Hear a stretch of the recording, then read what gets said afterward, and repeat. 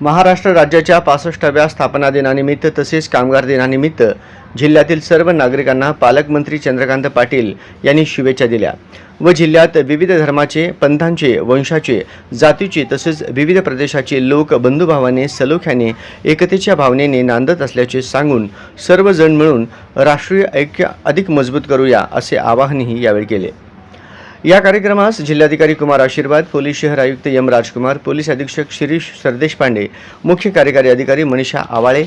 Upper जिल्हाधिकारी मोनिका सिंह ठाकूर, अतिरिक्त police अधीक्षक प्रीतम यावलकर, अतिरिक्त मुख्य कार्यकारी अधिकारी संदीप कोहिनकर, निवासी उपजिल्हाधिकारी मनीषा कुंभार, उपजिल्हाधिकारी महसूल अमृत नाटेकर, प्रांताधिकारी विठ्ठल उदमले, जिल्हा उपनिबंधक किरण गायकवाड, जिल्हा अधीक्षक कृषी अधिकारी दत्तात्रय गावसाने यांच्यासह अन्य विभाग प्रमुख, अधिकारी, कर्मचारी व नागरिक, पत्रकार उपस्थित होते।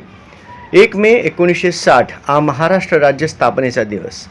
याच दिवशी महाराष्ट्राचा मंगल कलश मिळाला आणि नव्या महाराष्ट्र राज्याची मुहूर्त मेढ रोवली गेली।